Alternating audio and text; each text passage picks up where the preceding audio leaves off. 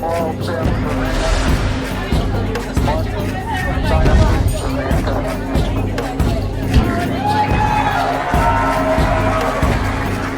Let's go. Good evening, everyone, and welcome to the Looney Bin. As I say every week, the world has gone crazy and insane. This week is no different. We reached yet another level of epic fucking insanity. We're going to talk. We got a bunch of stuff to throw on the table to talk about. One of the first things I want to talk about, and I'd like to hear back from everyone. Did something happen somehow, some way, in the last 24, 48 hours? There was a lot of people literally turning around going, what the fuck?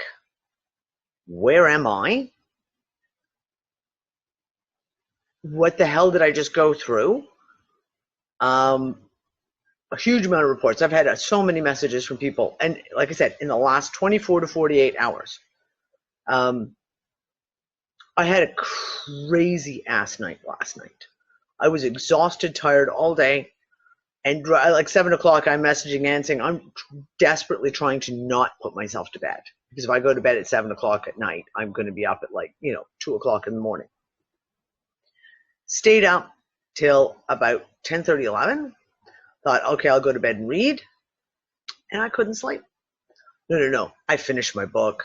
I lied there, laid there. Could not go to sleep. None of my usual tricks worked. And at one point, I'd been laying there for, I guess, maybe about 20 minutes. You hear a mosquito buzz. And I've got a mosquito net around the bed. So you don't know if it's inside the net with you or if it's outside. So I kind of sat up. I'm looking around. I click on the light. And I heard a tone, the likes of which I have never, ever heard before. And it was like, so you guys have probably all seen the videos of the trumpet sounds in the sky. And it's very obvious, it's almost like a metallic-y sound. It's like especially in 2012, 13, there was quite a few of those videos. It was that kind of a sound, but it was pulsing.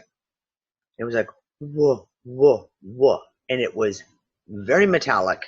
It was very much like a trumpet with a wah-wah being used on it. And you sit up, you move, and you go, what the fuck? And I listened, and it stopped for a second, and then it started up again. And you do this, you cover your ears to like, okay, is it from out there somewhere, or is it like something I'm hearing and I could still hear it, even with my hands over my ears? And it lasted for a little over a minute. And I was just like, what the actual fuck was that? I've never heard anything like that before. And it was on the right side. It was very much a right side coming into the right ear. Laid back down into bed, and then the noises started. I was hearing shit in my house. At one point, it sounded like someone was in my office area shuffling papers. And I don't mean like if you have like a little mouse and it maybe runs over a piece of paper, you hear it. No, I mean it was like someone was sitting there shuffling through piles of papers. And I got up and I went and looked. Nothing. Nothing's moved. Nothing. Went back to bed. Laid down. A few minutes later, maybe 15 minutes later, I hear more noises. I get up. I go investigate. I got out of bed 5, 6 times. Every single time, no one. Dogs are asleep. Kids are asleep. No one's moving in the house. Nothing. And I was like, okay, seriously? It's like I'm hearing through another time.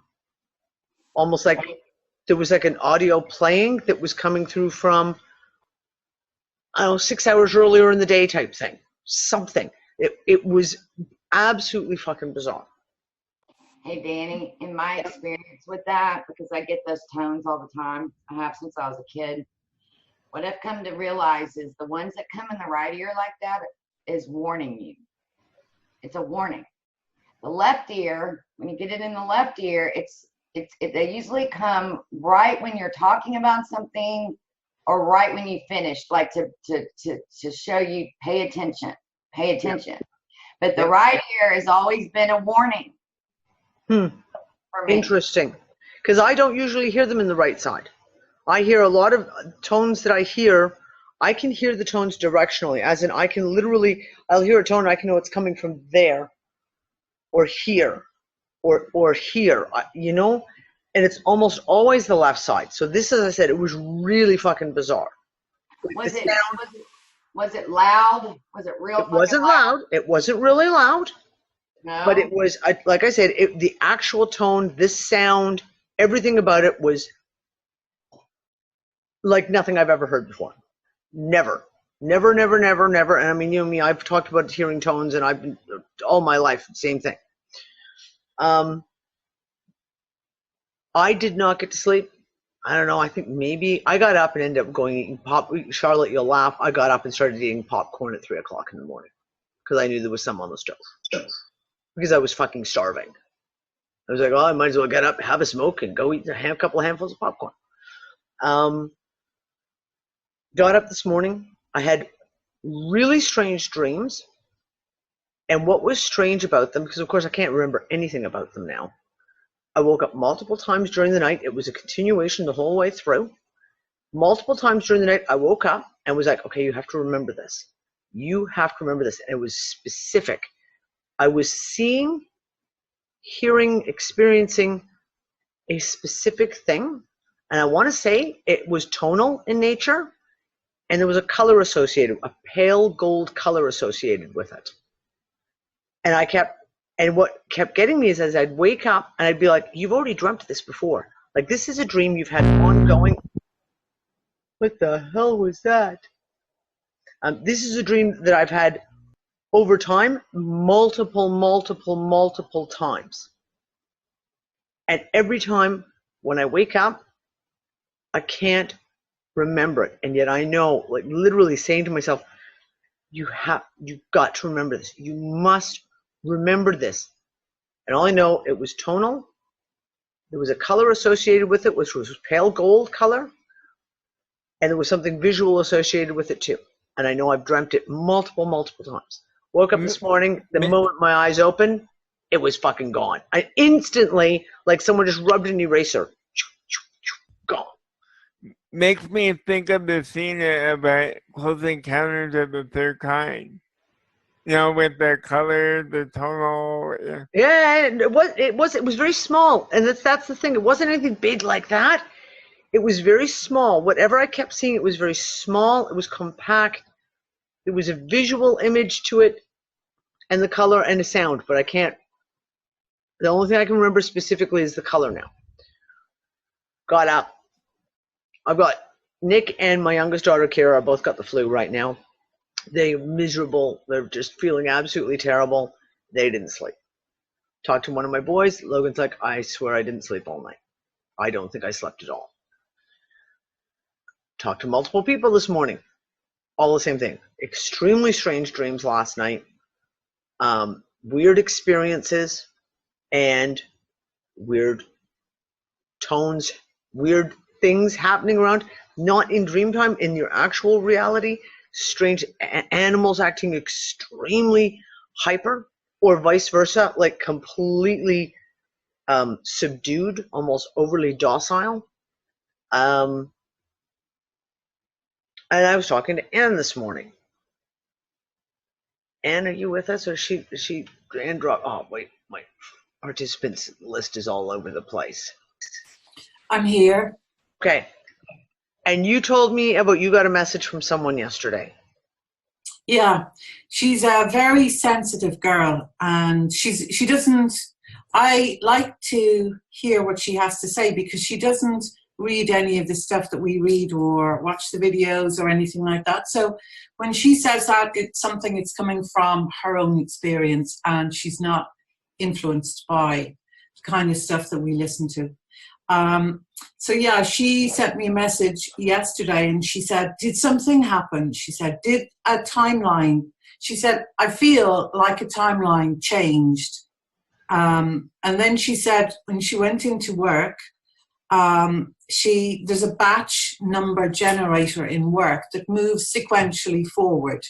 And when she went into work and started to look to generate batch numbers, it had gone backwards. And she was going, she said she had the feeling that we moved backwards somehow.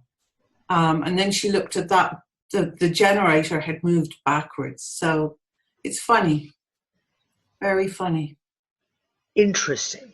Moved backwards. And then, like you say, an automatic batch number generator also moved backwards. Mm. Not far, just a few days in her case, but yeah, I don't know.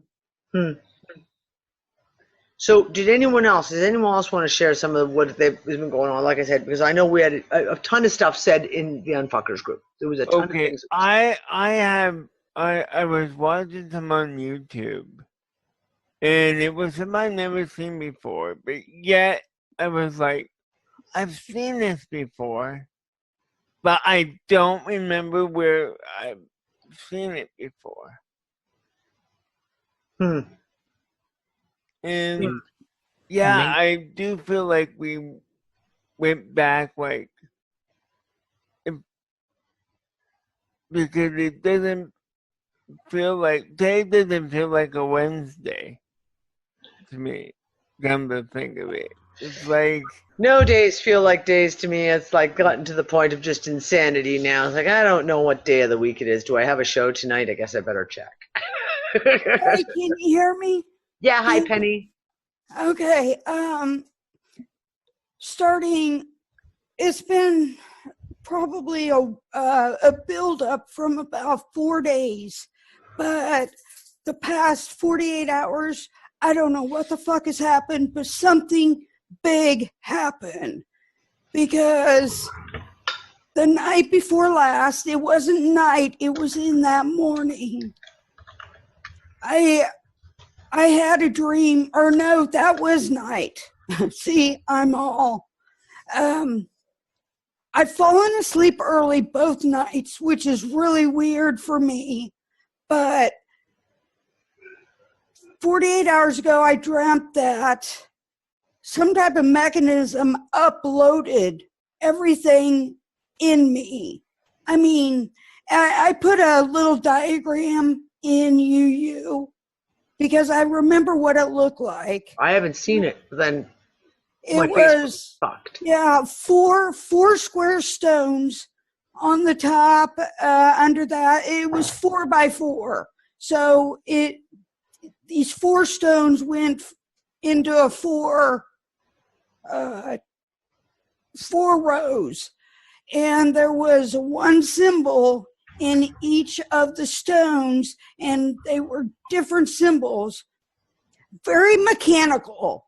It wasn't energetic, or it was very mechanical, and it uploaded everything I had, and I could not do a damn thing about it. I was in this like frozen state. I had absolutely no conscious, you know how you can kind of fight it? Yep. Nope. And so yesterday I really did feel blank. And I feel blank today. I can look back on things that should bring up emotion in me that I've had carried for years. I mean, just sad things, happy things, nothing. Nothing there. No, nothing. I still remember them, yes, but absolutely no emotion. And then this morning that I was in this dream, and I mean, these dreams are fucked. I mean, so weird. There's no words. Even in that other dream before that.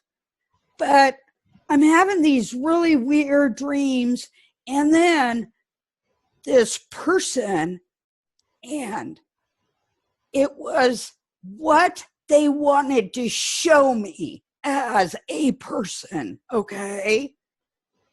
And they wanted to merge into me, into my vessel, okay?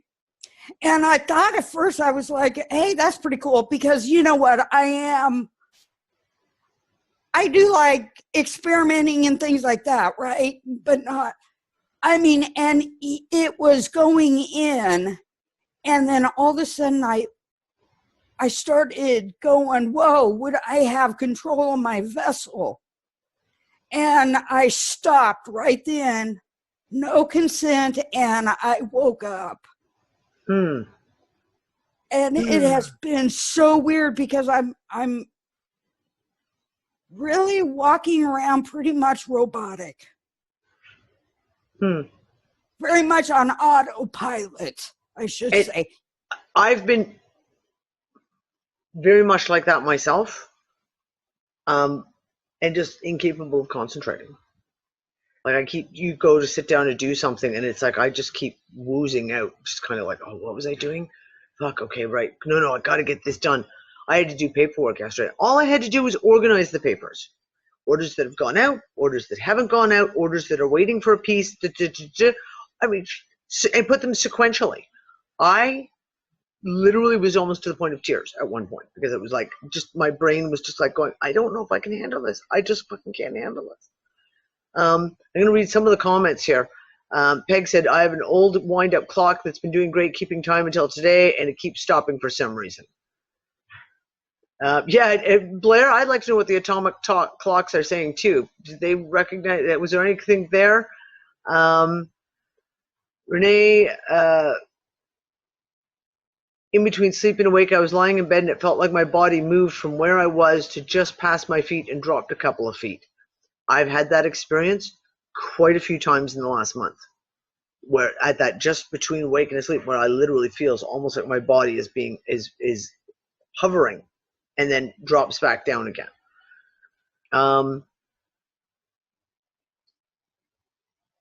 Weird anxiety and patience feels exactly like what you were going through just after Christmas. So at least 8-month jump for me. Okay, so jump. Okay, I'm going to be real personal here. I literally got my period today. I just finished my period 9 days ago. So, I mean, physically, should be impossible to get your period 9 days after you finished a period. Should be. And it came out of the fucking blue. Out of the blue. No clue. Like, literally, I just sat there, was like, what the actual fuck is this? Now, I just checked my satellite clock because I told you how it's been doing weird things over. Yep. Okay, so it was slow 12 minutes, then it went to 13, and I just went and checked, and now we're up to 16. Okay. And it's a satellite clock. I can't do anything. Okay, and Nancy just said, I don't have much data except all my analog battery clocks are off by hours, but the digital clocks are fine. That's kind of interesting. Like, that's really, really fucking interesting.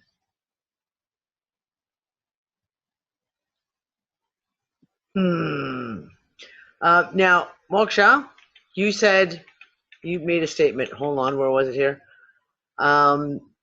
Moksha said, someone said we went back 3 years. It was in a Mandela Effects group. Now, I find that really, really interesting because one of the other topics we're going to get into tonight took me back to 2015. Because in 2015, I was talking on this topic all the time. I was researching it. I like unbelievable amounts. And all of a sudden, it all came back up again today. And it was like, whoa, like I was talking about this so much in 2015. This is crazy. And one of the things I said to Anne and Brianna was, you got to wonder if we're talking about loops, have some of these things that we're going to talk about begun before a loop? And then all of a sudden a loop comes in and then brings you back again to where it kind of like, almost like you've left off. We were jumped, say, in 2015, and I've long hypothesized that in 2015 we jumped somewhere. Did we jump somewhere? And have we just jumped back? Whether it's to that same time or is to that same place, for lack of another fucking piece of terminology. Is this what we're kind of experiencing now? I'm so far behind in the chat now. Hold on here.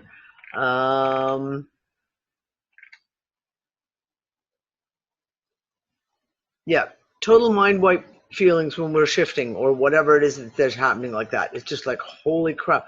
Yes, and future ideas evaporate. When all of a sudden you find yourself, you've had a plan. You've got a plan for something. It could be a week from now, a month from now, or a year from now.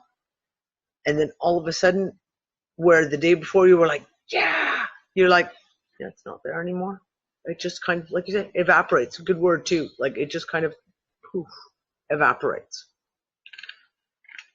I'm trying to catch up here because holy crap. I mean, I had stuff coming up, Danny, that I thought I dealt with a long time ago.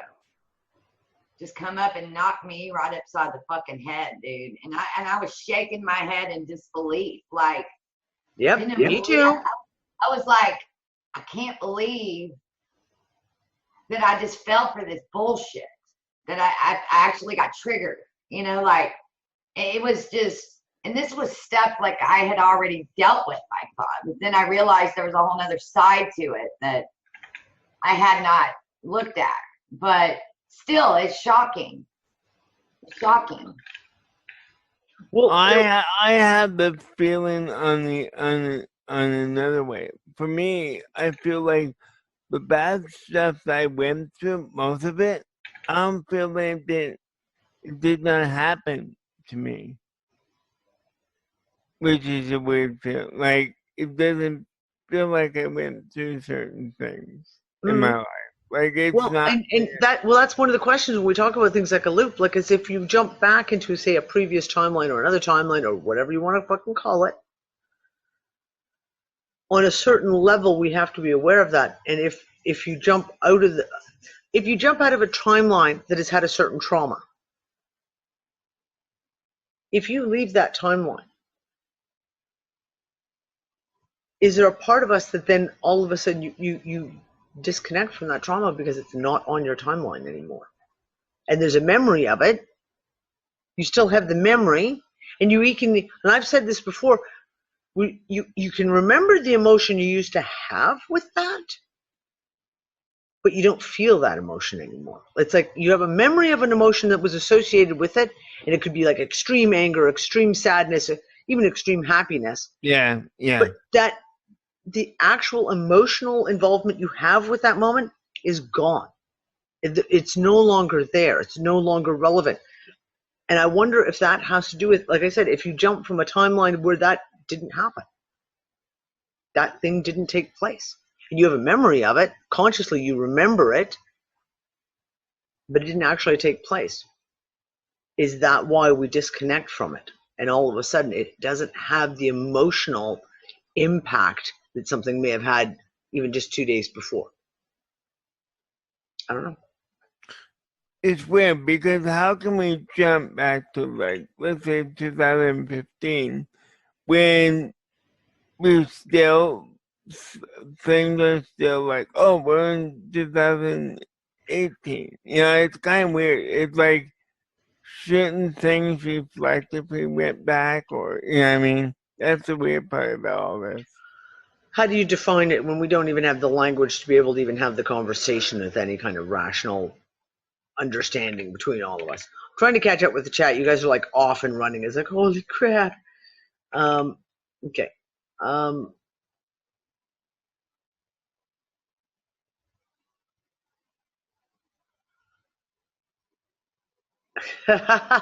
Nancy, you're cracking me up.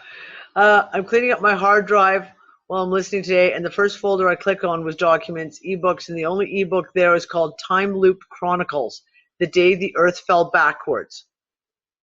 Never heard of it, never read it. Apparently I downloaded it on January 1st, 2018. Okay, I don't know, but that somehow feels kind of fucking relevant, all things considered, in the conversation we're fucking having. Holy shit. And January 1st, is that like it's always the joke of like when your operating system gets fucked up, it does a reset, and it always resets to like January 1st and then some random fucking year. Yeah. Okay, so one of the things I want to talk about. Anne, was it you who was? It was you who were this morning. Was it this or last night? Were looking at a bunch of videos about the empty cities in China. Yeah, it was me. Okay, can you walk? And it just suddenly popped up. It's not new stuff. They started building them in 2008 or earlier even. And people started talking about them around 2012, but for some reason, I just got a strong nudge to look at some of the videos yesterday. And I was wondering, made me question, like, well, why? Why did they build them? And what are they for?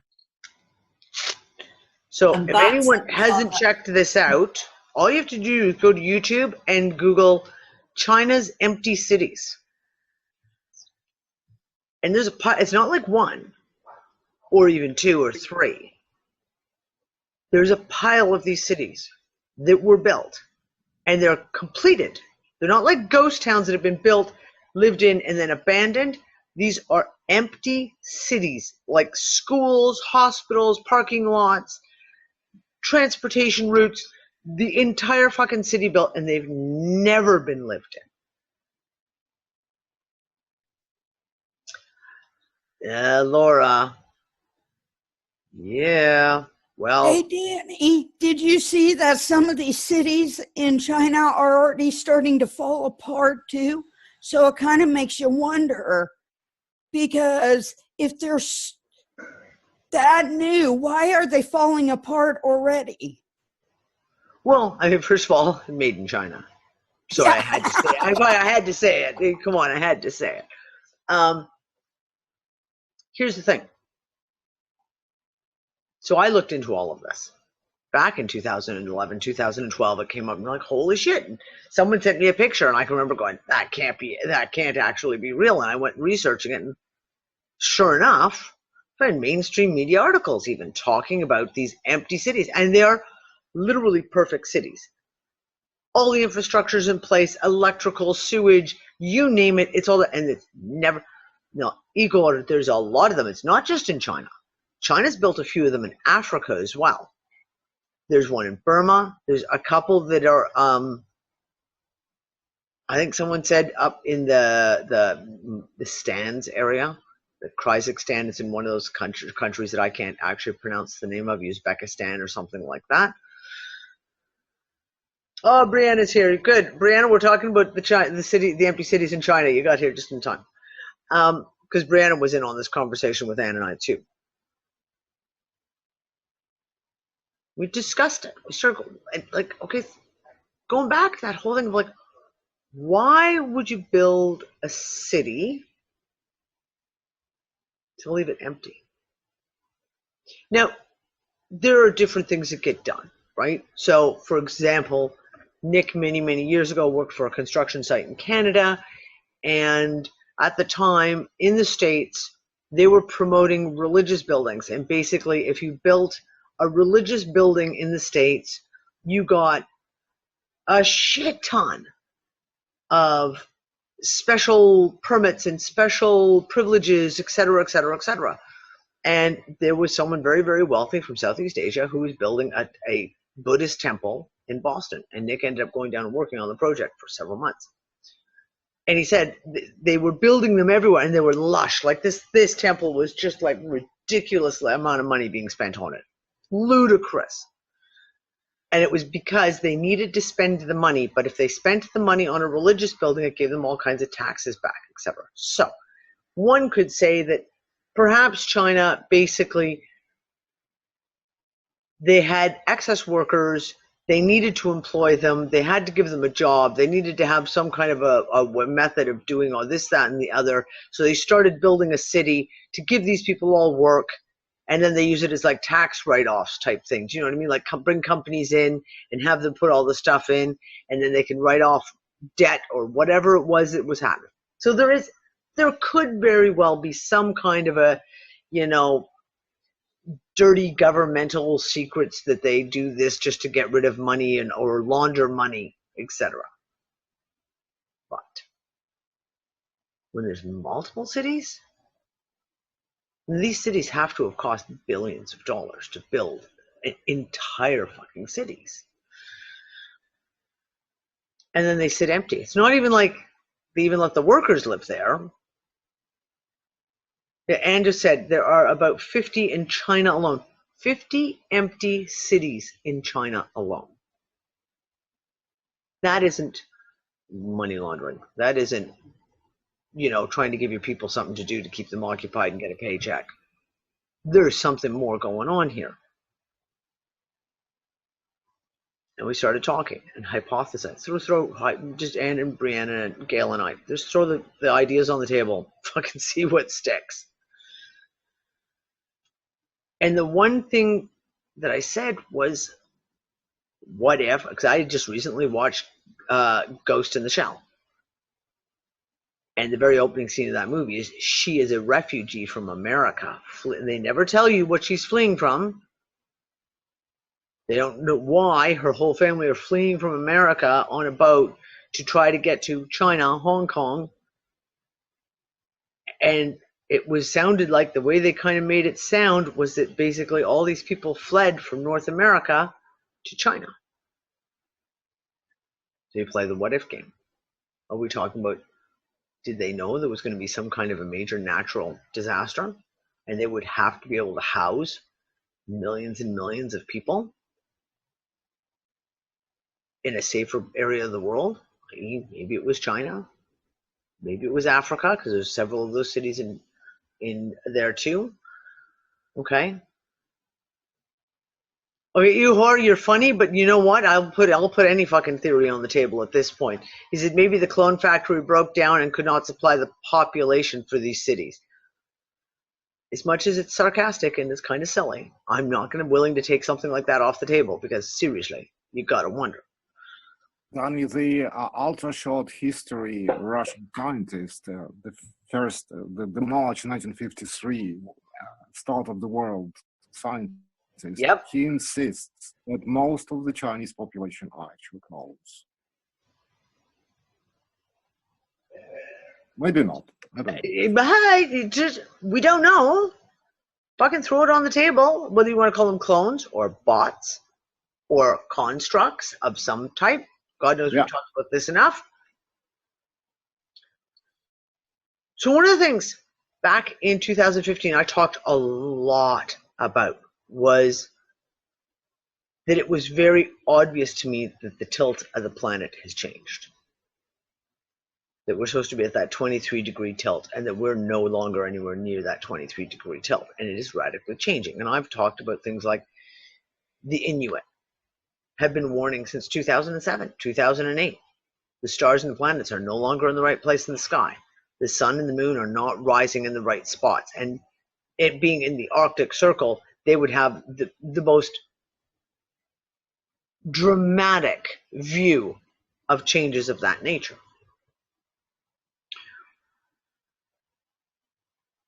And I talked about this a lot in 2015. And Moksha, that's why when you said we've jumped, that was said in that one group that we jumped back 3 years to 2015, because again, all of a sudden, issues from 2015 are seemingly becoming very relevant again.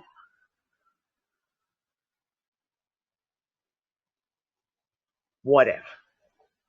What if? They knew that a major natural disaster was about to take place in China.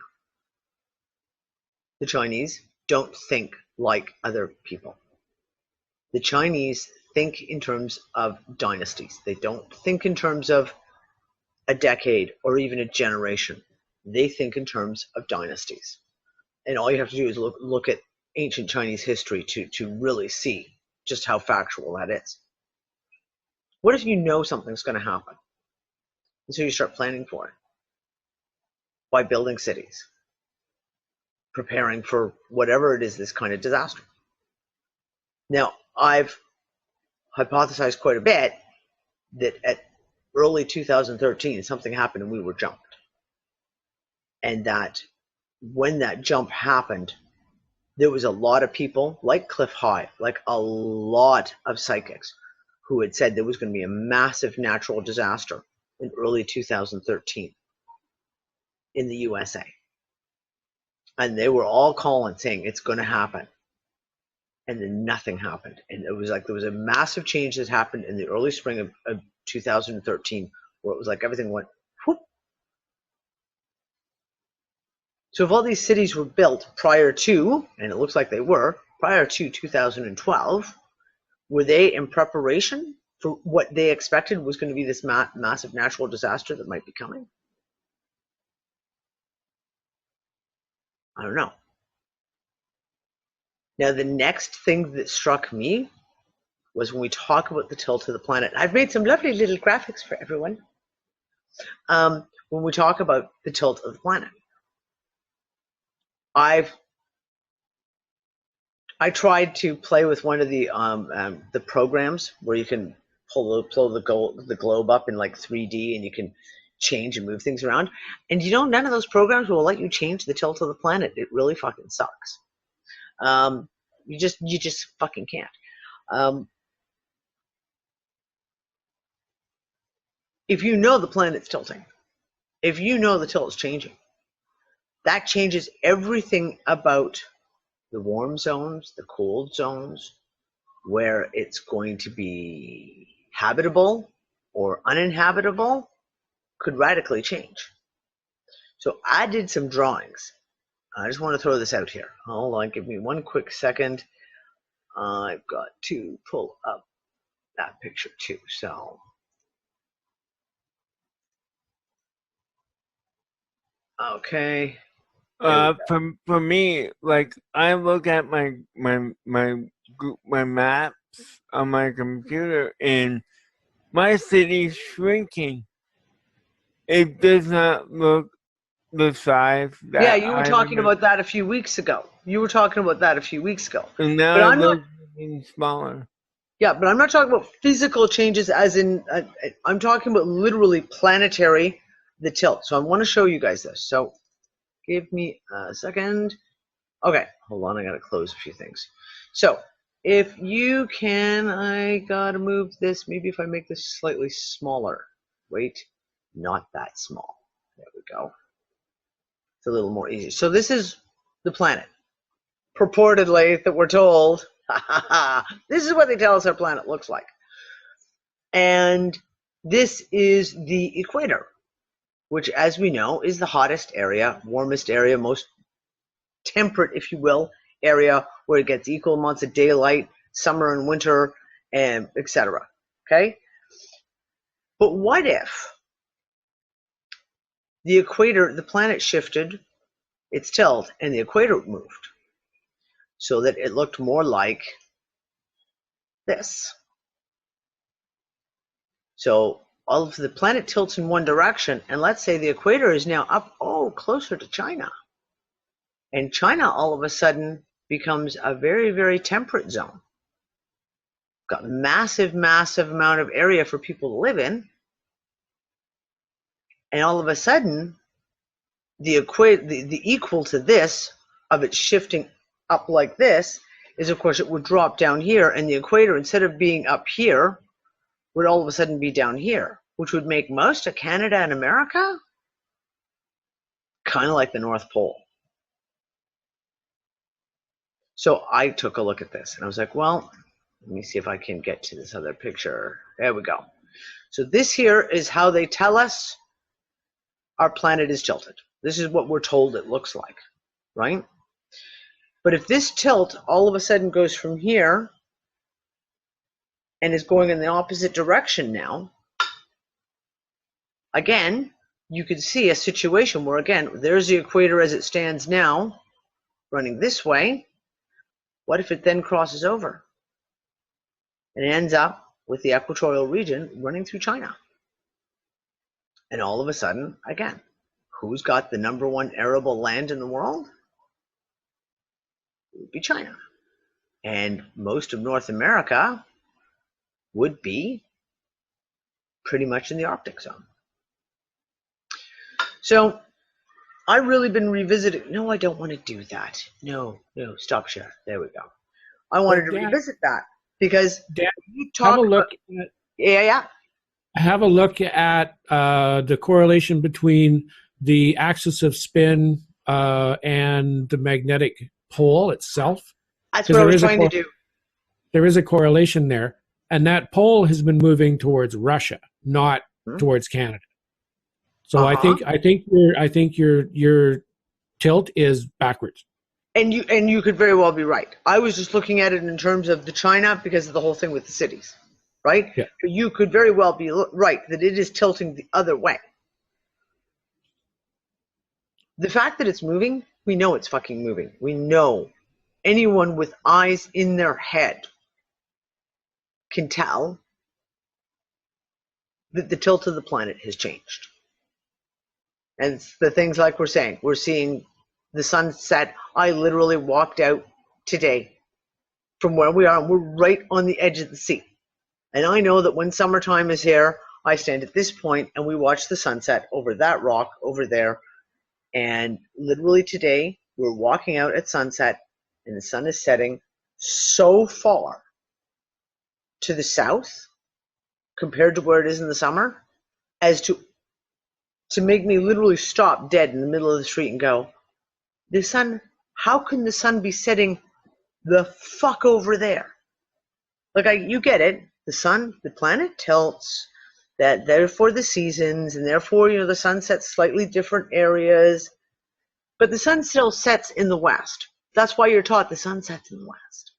This was not the west. This was the sun was setting fucking southwest. Okay? We're having the things where we see at sunset and at sunrise, people are seeing weird lights. We're seeing lights in the north.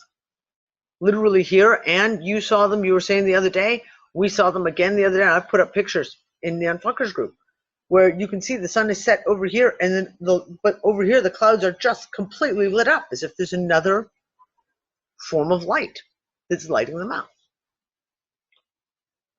All of these things. I'm going back to one of my original hypotheses. We're seeing radical climate change. Well, if you change the tilt of the planet, the climate's going to fucking change really, really majorly. Things like Saudi Arabia having floods. I don't know if any of you guys caught any of those videos of the floods in Saudi Arabia last week. Holy shit. And the Sudan this week. These are places that are deserts. They don't have floods. They don't get floods for any reason.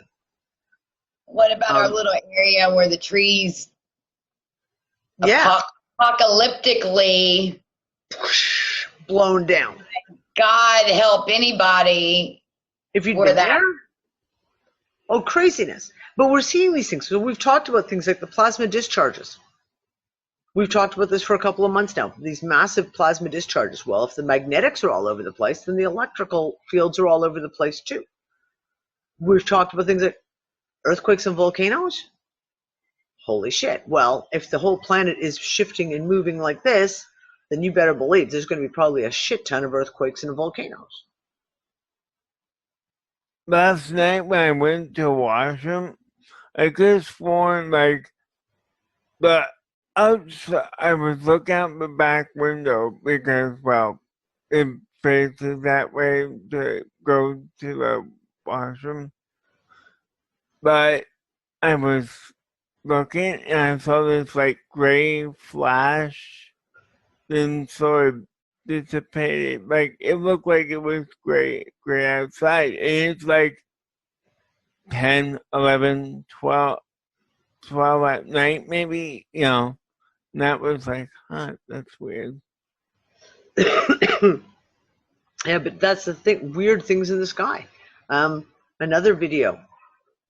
Oh, I'm trying to remember which one it was. Nick showed me another video, and it was the same type of thing where there's guys driving on the highway, and you can see the sun setting there, and there are literal beams of light coming up from over here.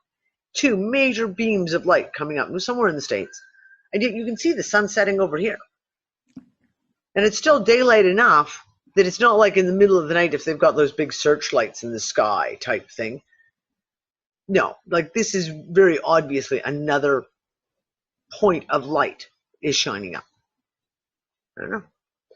Weird ass fucking shit everywhere. Hey, Danny. Yeah, Penny. What is really kind of neat about this is all of this and how we're feeling and us looking up in the sky and going, what the fuck? Why is that there? And things like this all were predicted in 2011 and through 2012. And they warned that with this wobble, it's the wobble. And from what because I am no expert, but what I see visually, the wobble from where the sun is 1 month to where the sun is the next month, things like that. So the wobble is getting wider. Okay, it's not that little wobble anymore. It's this big wobble.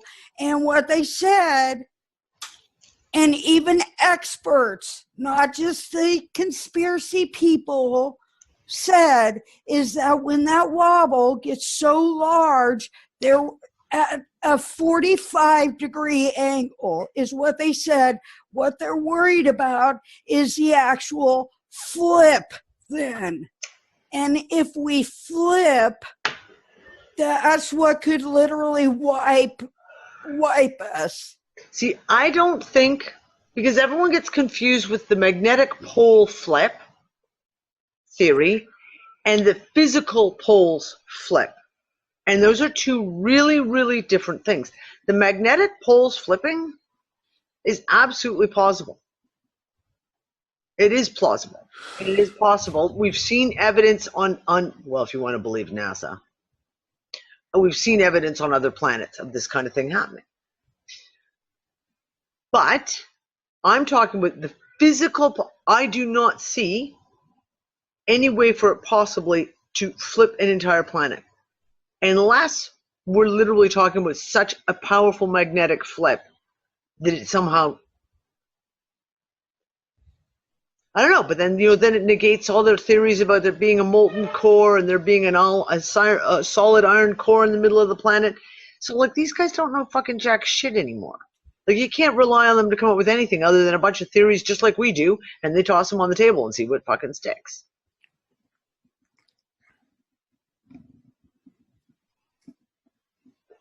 Yeah, okay, and this is the whole thing, okay?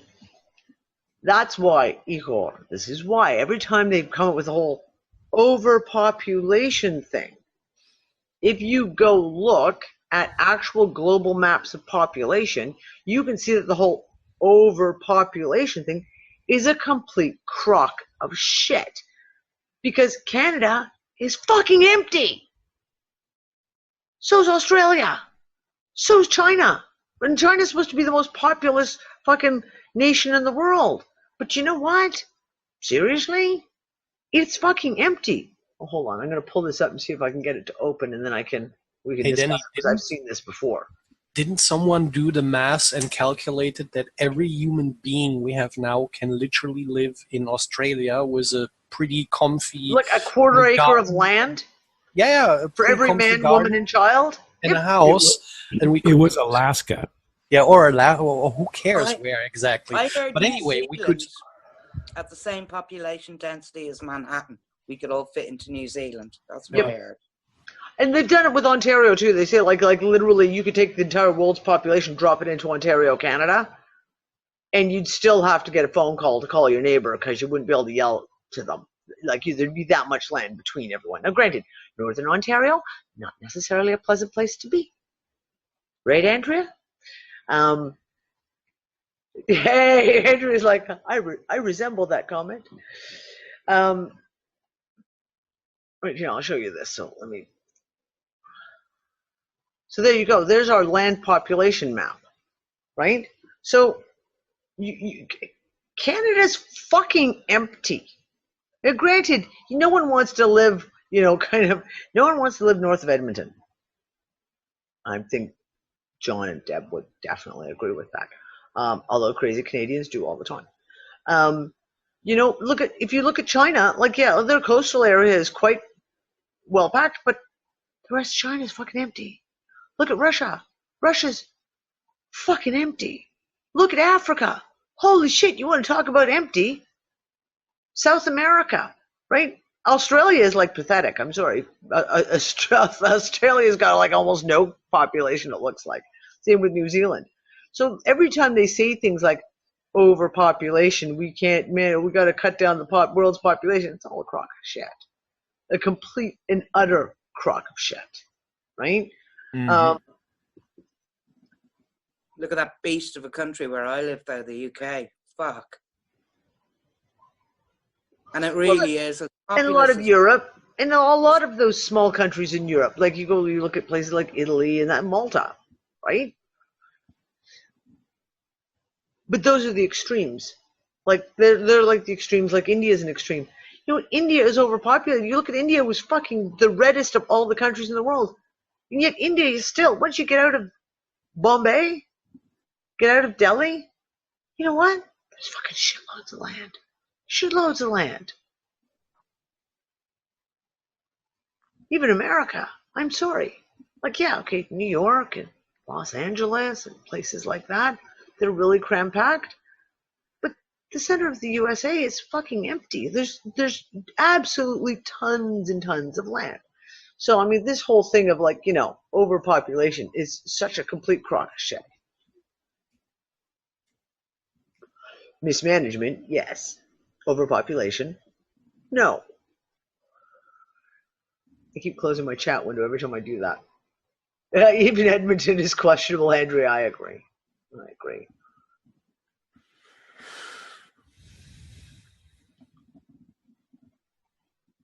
What if the real landscape corresponds to the actual real number of population? As in, are you defining, Igor, the difference between human beings and bots? No. I mean, population in general, whether bots or not, whether clones or not. If you look at alternative maps made in Ukraine and Russia by the researchers who study the real, according to them, the real landscape of Earth, then it all makes sense. These unpopulated areas could be non-existent areas in physicality. Yeah. You mean that the globe is actually smaller, but they made it bigger, like the USA did during the Cold War, made their country actually bigger to compare with Russia? And the European maps yeah. from the 1930s, where fucking Germany is like the size of Ontario almost. Like, seriously? Because they were all German map makers, so they made Germany freaking huge. Great again. Yeah. No, and Brianna, you're absolutely right. I mean, this is the fact. Anyone who's done any amount of flying, I have flown all over the world, and I've flown at daytime and nighttime, and you get different views at both times, right? And you can see there's vast areas of land. Vast areas. If anyone's ever flown from Toronto to Vancouver, let me tell you about vast areas of fucking empty land. Anyone who's ever driven from Vancouver to Toronto, let me tell you about vast areas of fucking empty land. Just empty. Just fucking empty land. So yeah, I mean, this is the whole thing. There are massive tracts of empty land. And I mean, the same thing people who've driven across Australia can tell you about that. Now, granted, do you want to live in the Australian desert? Most likely not. But what if all of a sudden the landscape changes? What if all of a sudden the weather patterns radically change, and we're talking about all of a sudden places that were previously uninhabitable? Oh, let's say, like, I don't know, the Saudi Arabian desert all of a sudden starts having floods. The Chilean desert, where they hadn't had rain in the one desert in Chile, they hadn't had rain in over 100 years there, and they had massive fucking floods. Absolutely. Have you ever seen what happens in the Chilean desert when they get rain? Okay. And all of a sudden, everything blossoms. they have good soil, but I'm talking like Saudi Arabia. If you have only the sand, you can't do shit. I mean, the Nile. Oh, that's not true. The Nile was perfect because it brought all the sediments from the entire river down there, so they could grow stuff there. I mean, they can grow stuff in the desert too, but it takes a lot of fertilizer, doesn't it? No, actually it doesn't. No, completely different techniques. Sorry, Danny. It's completely different techniques that no one bothers to use yet. Oh, you mean something like hydroponics? Sort of? Not even. Listen, Bossy, when I was down in the Sahara, down in the south of Morocco, there was a whole area right on the leading edge because the Sahara starts to swallow land, right? It expands continuously every year. And the Moroccan government brought in the top people around the world to say, what can we do to hold back the desert from coming in and expanding into the villages on the edge? And they had a bunch of guys who came in, and they were the tops in their fields. They were ecologists, etc. And they went in, and no fucking fake fertilizers, no fucking piles of manure. They went in and they analyzed all the sand. And they were like, right, okay, this sand is high on this, and this. It's very low on this, and this. So we're going to plant these plants here because they have all of this, and this that they need in the soil. And we're going to plant these trees because these trees will feed off of the droppings from these plants. And we're going to feed these shrubs. And they built a beautiful oasis just by planting the right plants and the right trees and adding water. And it flourished. It absolutely flourished. And then after I think it was about 10 years, the project got taken down. There's some very shady shit that happened. I'm not quite sure on what happened. But there's some very shady shit that happened. And basically, the people who were managing the land walked away. And within 6 months, the desert took it back. I mean, I know that the Chinese were fighting the what's that desert called over there? Fighting that desert, crawling. Gobi. Yeah, Gobi. Fighting the Gobi with trees en masse and stuff like that. Like they're literally people planting trees every day to. But this is the thing: if you have water, the only thing you need is the water. The reason why the desert takes back is because there is no water to keep the plant life viable. Right. Unless someone's out there with a hose fucking watering it every day, which isn't practical, obviously, when you're talking. Sorry for cutting in. It's also because the way we farm now, and that would be great if Ben was around, the way we farm now is completely absurd. Yeah, sorry. Yeah, it's completely absurd. So yes, we have desertification of what used to be good land because we farm like assholes. Yep. It's completely stupid and not the way it should be. When they make the desert flourish, and I hate to use them as an example, but gotta do what one gotta do. Israel does a great job with the fucking desert, but it does by stealing other people's water, which is not cool at all. I had to drop that because it's the truth. But they do show us that there are excellent techniques to grow stuff in the desert. They are growing their plants. They're even growing pineapples now. They're bringing in, they're literally growing just about everything that is fruit and veggie that is growable. They're growing it in Israel. And yes, they've got money coming in. Yes, they're not a poor state. They've got all the fucking help in the world coming in. But it's about the techniques. There are ancient techniques where they just used to capture moisture using clay pots. Yep. So, Brianna, I heard that they have desalination machines.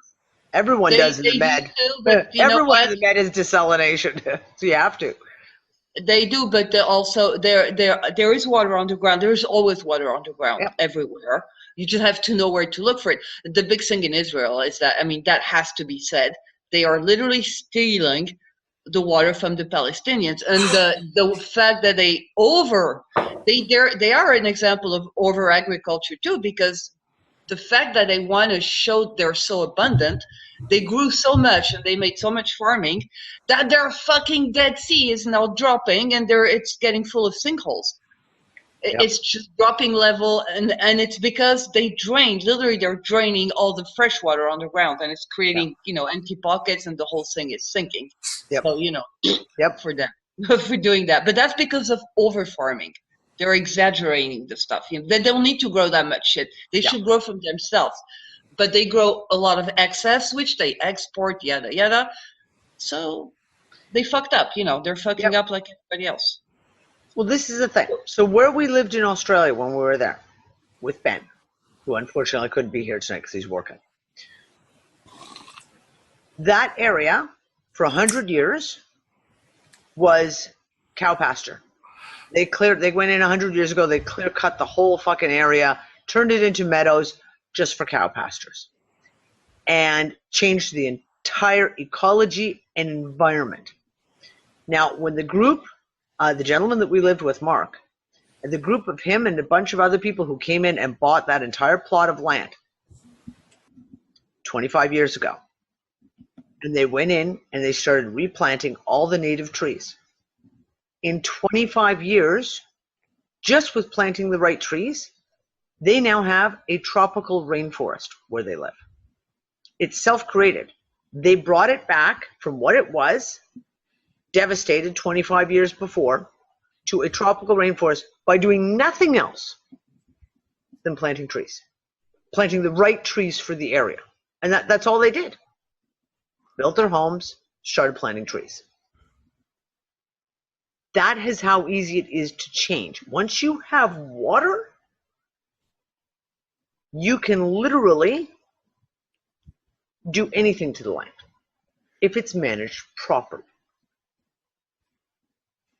So going back to what I'm talking about, if we're looking at a shift where all of a sudden certain areas, and I'm thinking now like Southern California and the droughts. Now we want to blame it on the government, and we want to blame it on these guys and their the geoengineering, et cetera, et cetera. But that area is surrounded by desert. So what if the desert is taking over, because that's the tilt of the planet, and that's literally how everything is shifting and changing. We have other areas that are all of a sudden becoming very, very dry, lack of water, not raining. And other areas we're all of a sudden seeing rain, and it fucking snowed in Morocco again last week. In October, it snowed in Morocco. That, my friends, is fucking insane. But this is every year now in Morocco. They're seeing snow. Algeria, they're seeing snow now. There's multiple instances of snow. That isn't just a freak one-off. That means the entire area is shifting and changing. And we've got to look at certain things. Like we look at things like cities like Venice. Venice was completely dry in areas in the spring. It had so little rain. And now Venice is underwater. And I don't mean underwater as in it's a watery city and they use gondolas. I mean, it's like seriously, they've got massive flooding in Venice now. We're seeing it here in Malta. We had more rain in October than we had had in the entire year before. And this is what we're seeing. Entire climates are changing right now. The Arctic is melted. Greenland is melting. So we talk about like the ice, and we hear again that goes into the whole climate change. So using that as an example. Oh my God, man-made climate change. Oh, what are we going to do? We were talking about crap. What's the name of the island? Igor, tell me, help me. Svalbard. Svalbard. Say it again. Svalbard.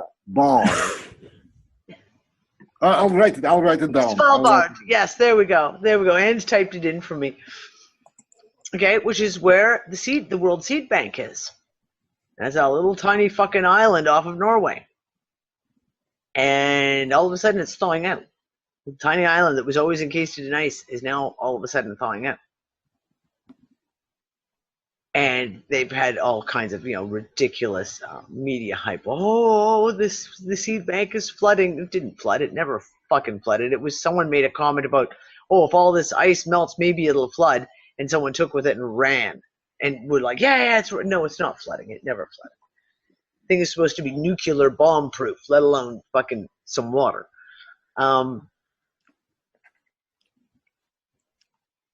Oh, good. Renee, I'd love to hear about that. She said, I have friends that have sailed through the Northwest Passage in 2013 and are getting ready to sail through the Northeast Passage in 2019. And document the trip as well. That would be amazing.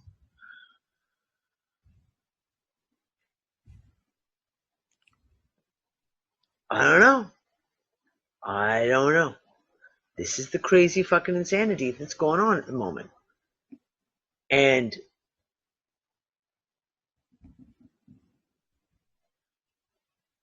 you gotta wonder. And we go back and forth on this in every conversation. We throw all these theories on the table, and we throw them there, and we try to discuss them all. But when we see ridiculous things happening in the weather and geologically speaking, i.e. volcanoes and earthquakes, etc., and we're seeing God knows strange lights in the sky turning purple. I mean, sorry. And it was purple. It wasn't like a pinkish burgundy-ish color. No. It was fucking screaming purple. And there's been now several videos that have come out showing the sky that was completely fucking purple. I've never seen an ancient painting that showed a purple sky. Not even Picasso in one of his, happy moments did he paint a purple sky that I know of. So, a shout out from Prince. John, what do you mean by reverse tornado?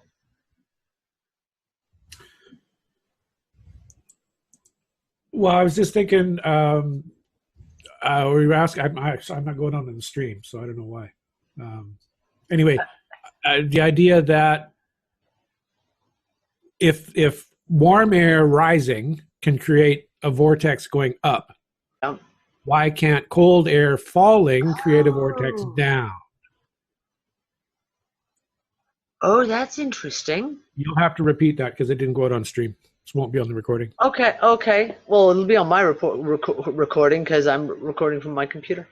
So anyone else will hear it. Basically, what John was just saying, for those who are listening live, if warm air rising causes the tornado, could not cold air falling also cause a different type of tornado? And would it have a reverse spin? Good question, Tracy. That's what I was wondering. That's interesting. Is that a question for Ben? That's a question. We'll ask Ben that when he's around next time. Ben, our meteorologist guy. I don't know. One of the other things, going back to what we started at the very beginning of this conversation, my kids have been noticing shit. Now, granted, let's just say right off the bat that my kids are not normal because they grew up with me. And they listen to mommy's conversations all the time. So let's just say they do have rather interesting conversations amongst themselves. But my kids in the last 2-3 weeks have had multiple what the fuck moments happen. That they've come to me and been like, Mommy, this is really fucking weird. 2 weeks ago, a little less than 2 weeks ago, probably about a week and a half ago, I was sitting here at my desk, typing away on the computer, doing shit. Nick was somewhere else. The girls were out in the living room, and if anyone's been to my house, like Ann will know, the living room is the other side of the house from where my desk is here.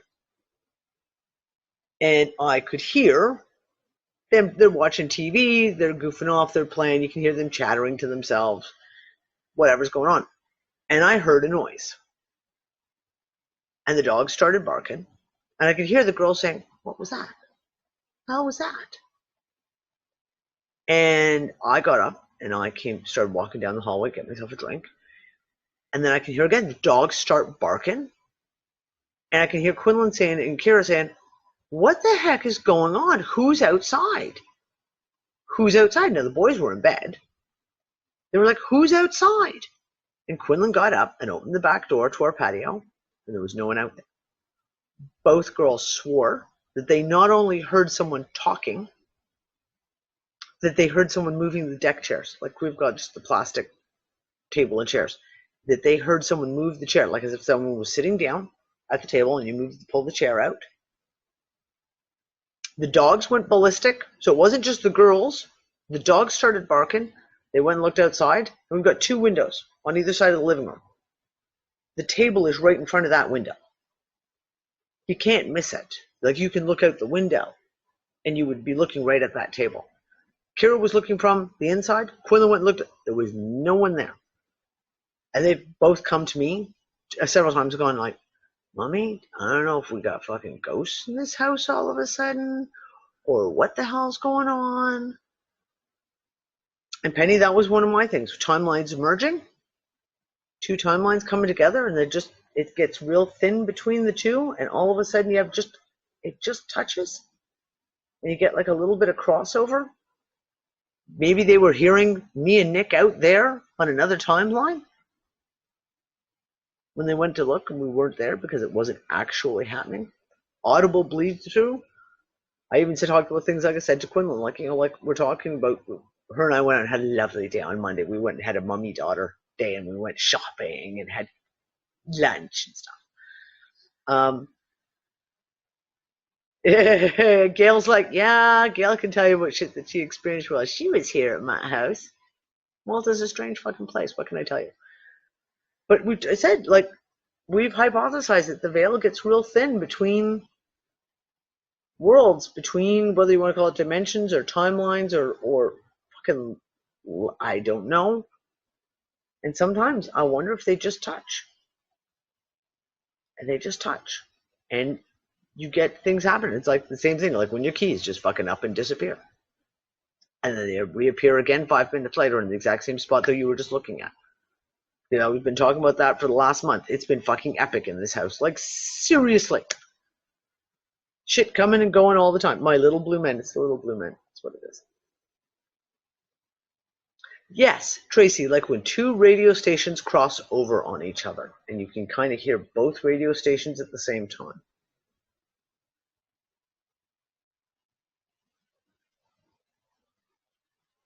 So, I don't know.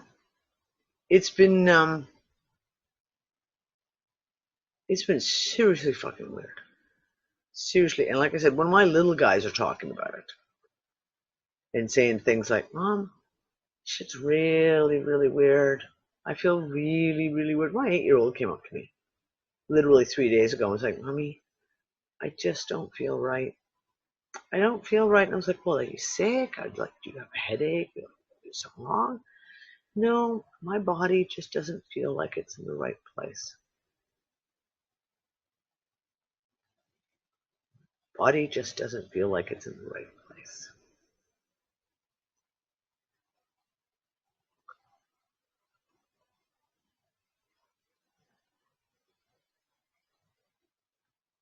Hey, Maurice and I just had an incident when we got home.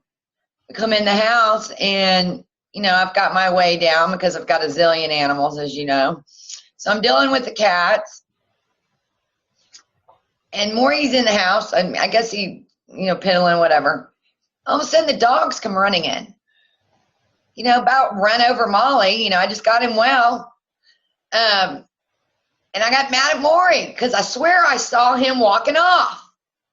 Well, he swears he was never over there. Now I believe him. Because I was like, I saw you walking. And he's like, I was in the bedroom. I mean, he was obstinate. Very obstinate. I was not there. Not there. You can't prove it. Pictures or it didn't happen. Yeah. Well, listen, I've been joking about it, saying I'm going to put like fucking cameras all over the house just to see if I can capture an image of the little blue men changing my fucking reality. Because seriously, it's getting ridiculous nowadays. And yeah, I mean, I literally all the time, I swear to God, this morning I was sitting here, I was working on the computer, and I swear Quinlan walked behind me. And I turned my head and I called down the hallway to her. It was like, Quinlan, while you're there, can you grab? And she was like, what do you want? She came down the stairs right here. I'm like, you just walked behind me. She was like, no, I'm just getting out of bed. So, I mean, this was making me think of, if anyone's seen the movie Communion, one about, years and years and years ago. Like Christopher Walken's character, and he's playing Whitley. He sees that him and his son see the blue people. I mean, they talk about the blue people, like the son calls them the blue doctors. Yeah. That was wasn't that one of the what are they called? What were they? Was she calling them in that video you posted? Biological entities, non-human. Yeah. Or extraterrestrial biological. Extraterrestrial biological entities. Blue ones. I think they call them an EB, extra biological entity. Yep. Eben. That was it. Yep. Didn't she say that the small bluish ones? I don't know, maybe that is the little blue men, and maybe my girlfriend was right all along when we were really, really high 40 years ago. Not 40, maybe it was 30 years ago. It kind of reminds me of, I'm trying to remember if it was one of those science videos or whatnot, or was it the Langoliers? Anyway, where there were these people constructing reality, but it's being constructed so fast that no one knows that it's even going on. Gotta draw it all in. Yeah. Well, it's like what is it? What's the terminology? Rendering. Yeah, rendering. Can you get to the end where all of a sudden it hasn't rendered yet? And you get that in video games. If anyone's played like a first-person video game like Skyrim, where all of a sudden you're fast traveling just a little too fast. And all of a sudden, everything kind of gets very hazy around you. It's like not been, and you got to pause for a second while the computer game renders all that back in again for you. But hey, I have a better one. The idea about clones and these weird little biological droids. A game I played ages ago. The player in there was the captain of a starship, but the starship literally there was just one man on the ship, and the pilot was literally sitting in some sort of a matrix pod inside that ship, and every time they died, through an implant, that conscious got sent back to the latest clone, and then you woke up in the latest clone. But if you think about it, wouldn't it make more sense you send a ship somewhere that takes ages to reach there, while you have these non-degrading biological entities, but you just project your consciousness into it instead of driving actually in it. Yeah. And that's been tackled in a lot of different movies. There's been a lot of different shows that have touched on that. And it was interesting. The video I posted today, and I'll be damned if I can remember her name, so if someone can help me out. What's her name who narrated that video I posted today? Oh my God, it's like Anonymous? Oh no, it's a video about I'll find it. She did an she's awesome very famous. one. Everyone knows. Linda Moulton. She's big into Sorry? that. Linda Moulton. Talking about Linda Moulton Howe. Yes, that's it. Linda Moulton Howe. Thank you. Her name was on my she talked about this video that I posted in Unfuckers today, and like I said, we're going to be having another discussion. We'll have a privately recorded discussion on some of the topics in that, specifically the Majestic 12 and the whole Men in Black type stuff. I'll drop the video, if someone can run me, I'll drop the video that we're talking about into the archive to go with this. She's talking about all the whistleblowers, who's talking about all the aliens, the various alien entities, species, whatever you want to call it, who have the U.S. government absolutely knows about, fully documented, etc.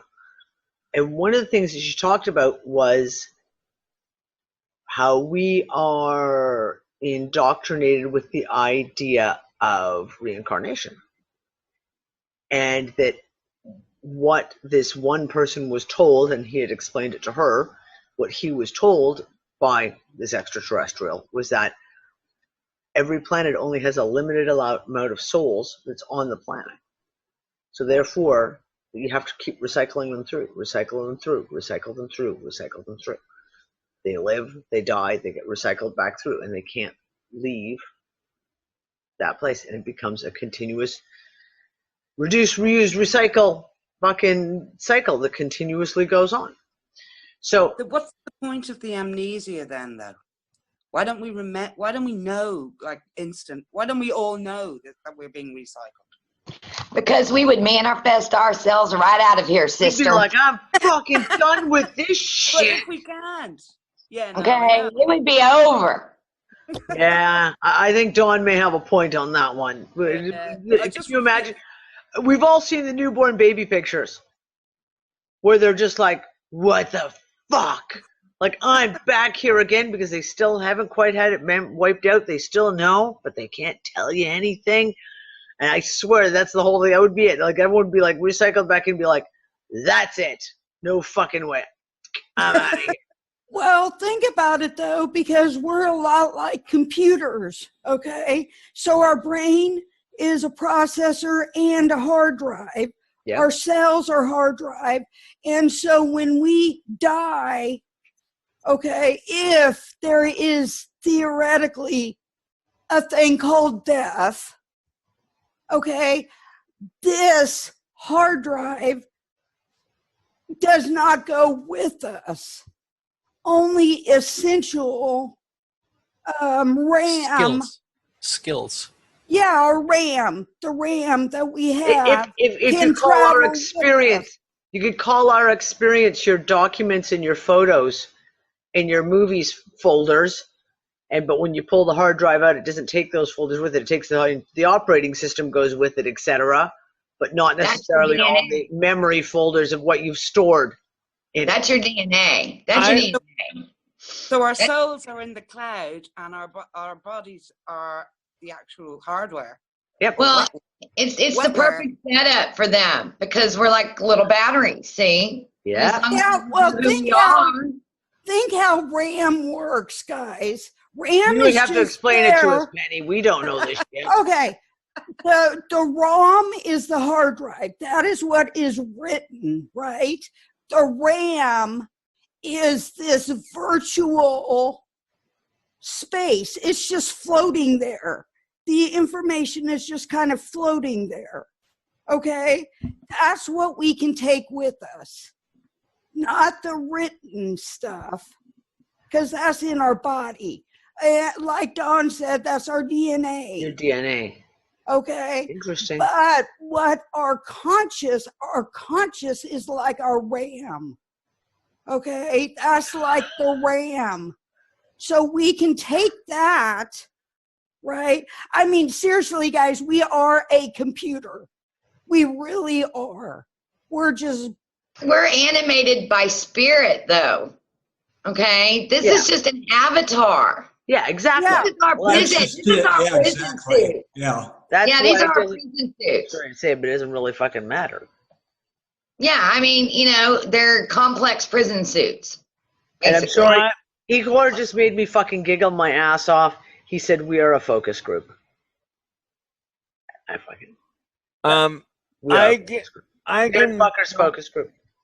I can somewhat remember a period after I was born. Like, this is like one of those flash memory kind of things, like you get every now and then, that just stays with you, and you don't know why it stays with you, but it does. And I can remember, like, it's just like a while after I was born, I can remember to myself, crap, I'm here. Why not this again?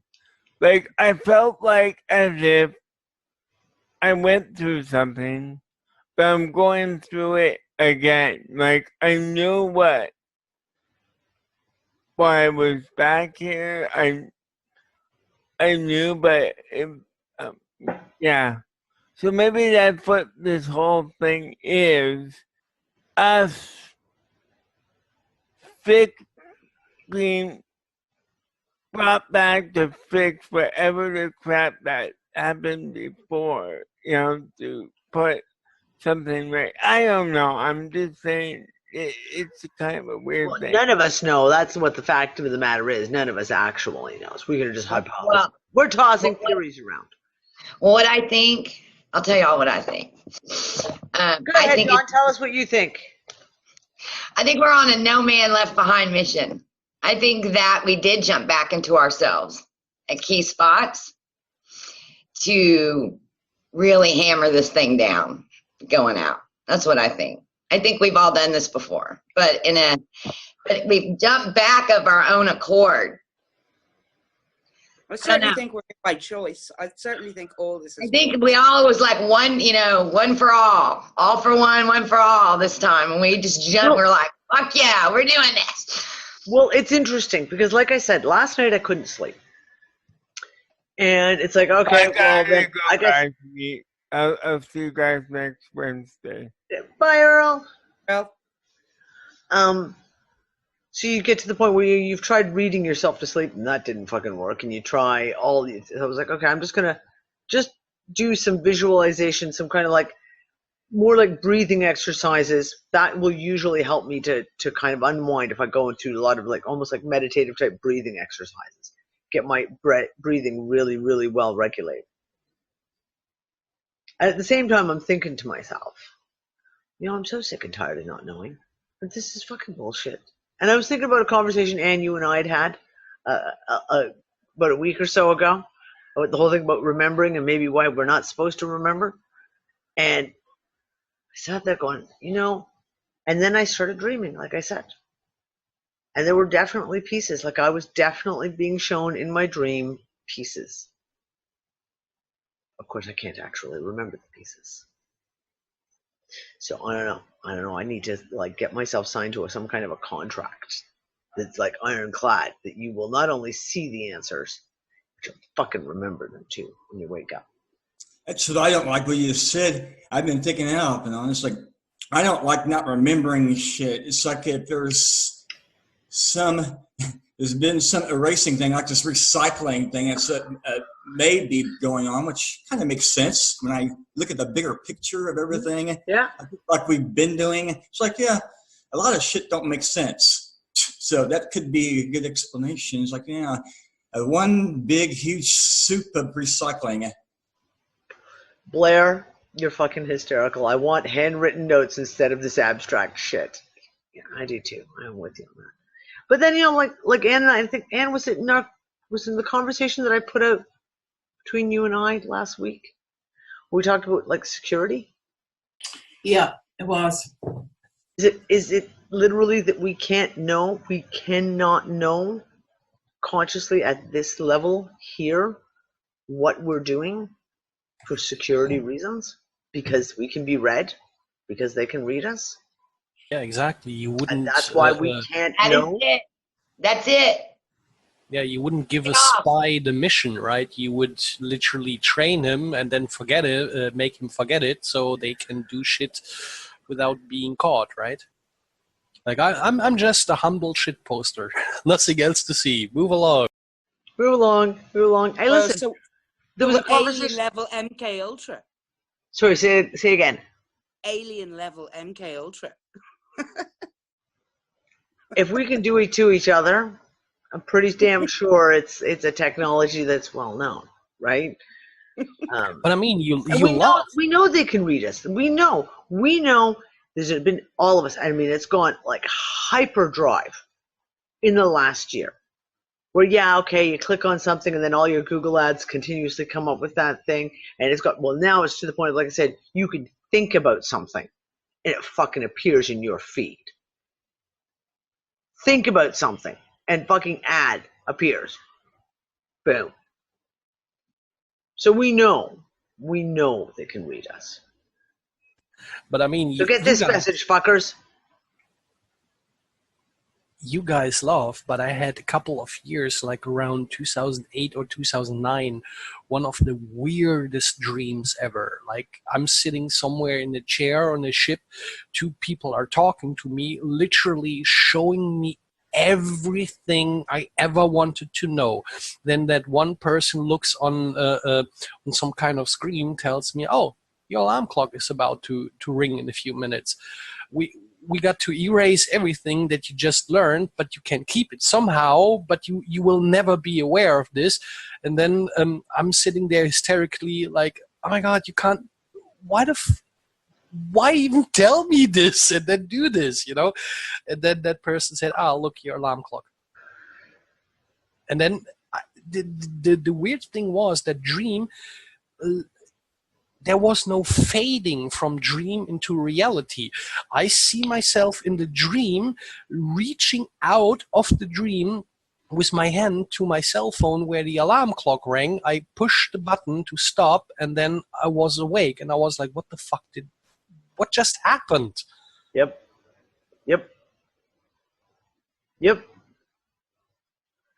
And this is the thing. I think that all of us have had these nighttime experiences, or even in meditative states as well, where you have those moments where shit is obviously going on in some other place of your self, your consciousness, or what have you. And I've had it where I've woken up in the middle of the night. I have kids wake up in the middle of the night, and moms, it's like bing, and you start walking, and you're not even you aren't even completely awake when you're walking down the hallway.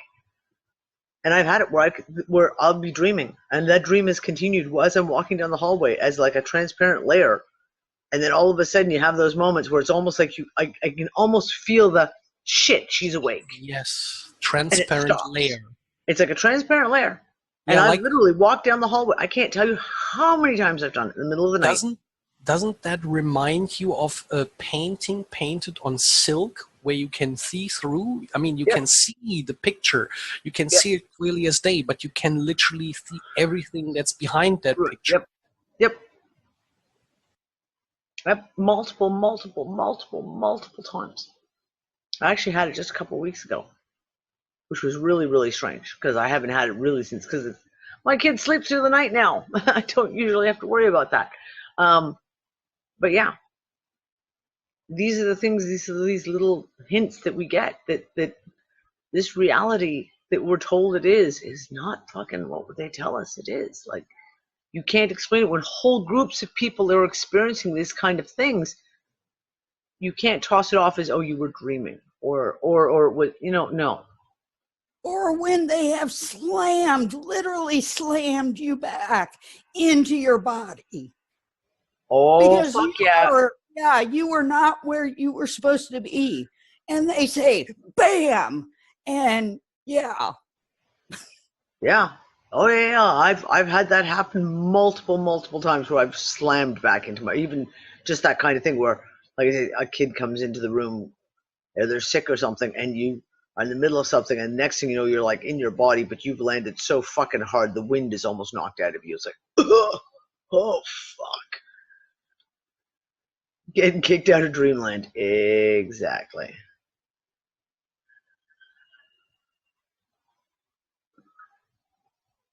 Oh, cool, Andrea. Andrea just said, I had that once where I saw a man sitting in a chair in my dream, kind of out of place, and then when I noticed him, he got up and looked at me dead in the eyes and said, "You're not here." Really? Yeah, you're right. not here. I had a dream back in 2013 where it was like in the in-between stages, and I'm observing this room, and it's like a surgical room. I can't see the bodies of the medical people, but I see my body laying on the table. But I'm standing in the corner. And then me on the table looks over at me standing in the corner and says, "Guys, she's not asleep yet." And they came over to me, and I was gone. I was out. Oh, wow. And it was as real as I'm sitting here. See, these are the kind of dreams I'm talking about, where we've just said, at another level of consciousness, we are well aware of what's going on.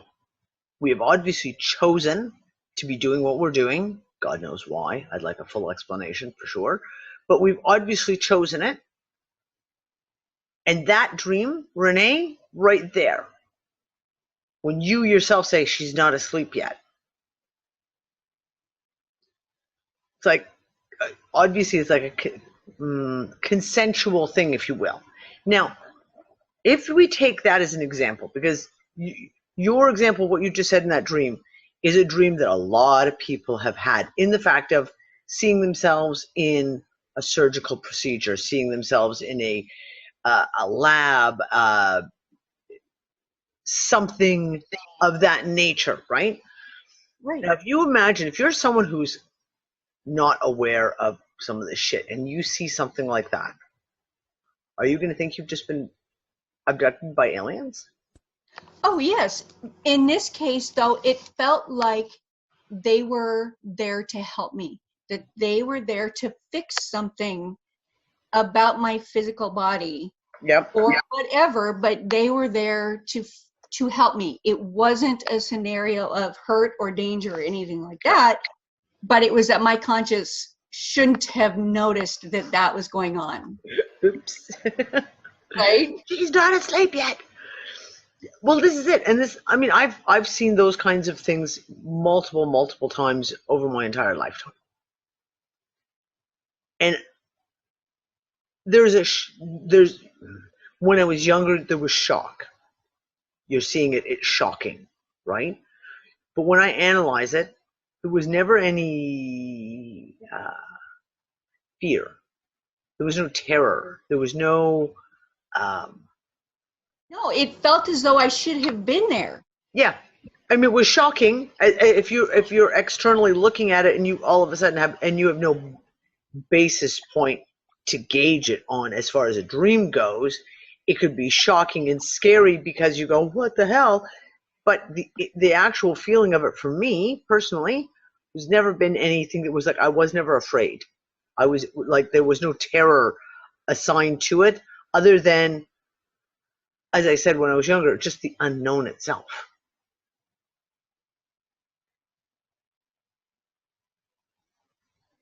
Oh, really, Anne? Yeah, Danny. It was amazing. Really, very, very interesting. Okay, explain what you, just so instead of me reading your comment, if you want to explain what you experienced.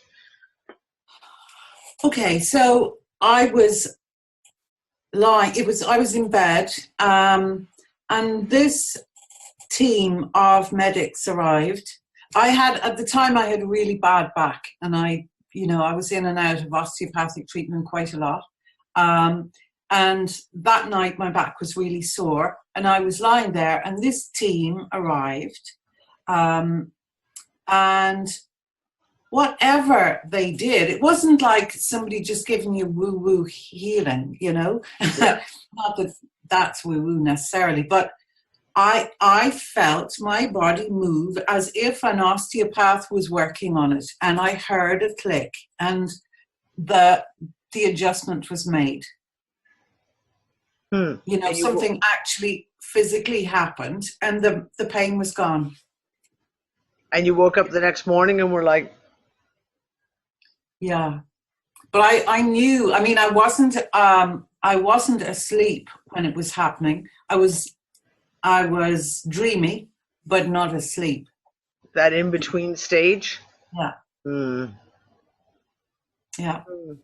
Hey, Anne, you mentioned the in-between stage. It makes me think of that hypnagogic stage, which I think Robert Monroe's even mentioned. I never read any of his book. Like in-between state of, like you said, hypnagogic, but they've called it. Okay, and when you go to sleep tonight, could you ask your osteopathic team to come on over and have a look at my shoulder, please? Yeah. It was doing really, really well, and then this weekend it's all kind of fucked up again. Although then again, okay, we've been talking about fucking jumping timelines, etc. My arm, my shoulder has been absolutely brilliant for a couple of months now. And I woke up yesterday morning, and I was like, oh my God, what did I sleep doing handstands? Like, what the fuck is this? And it was all stiffened back up again. That's really interesting, Danny. And the pain, I had one residual. I've had one residual because I've been working out again. And it's just this tendon here, which is continuously, it's always been a problem. I haven't been able to get it to move. And I've recovered 90% mobility in my entire shoulder with the exception of a couple of movements, and it's that tendon. But right now, I'm sore here again. And I haven't been sore there in a couple of months at least. That's really interesting. So timeline jumping or changing could potentially explain the reappearance of symptoms at times, perhaps. Gail, what did you just say? You've totally gone back months too? Yeah, today I only said to Nemo about 4 or 5 days ago how great I'd been feeling. Literally the next morning I woke up and I could not move. I've been in agony for like 4 or 5 days and it's just got continuously worse. And I just realised that I've been using my C60 topically on that patch on my nose. Yeah. And I've forgotten to take it internally.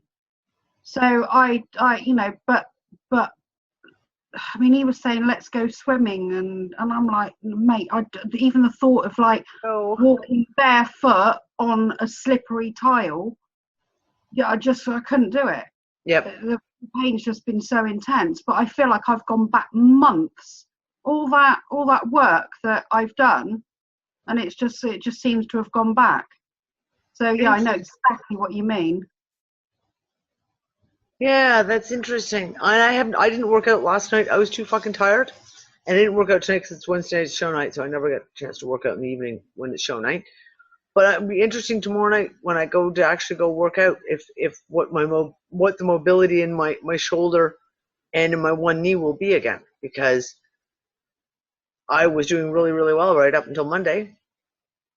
Everything was absolutely fine, and then all of a sudden, like I said, yesterday morning was like, what the hell?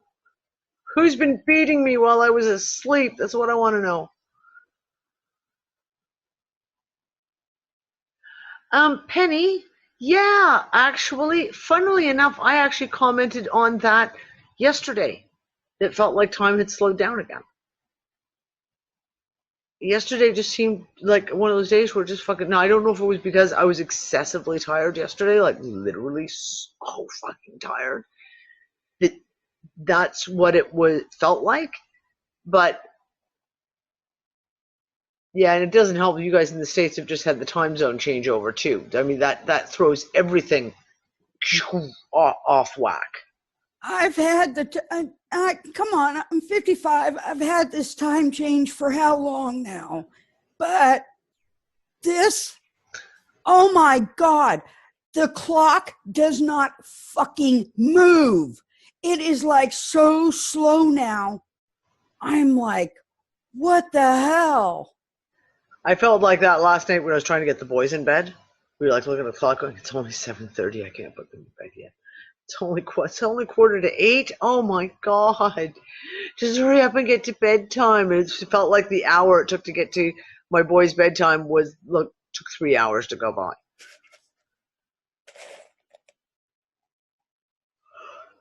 Oh,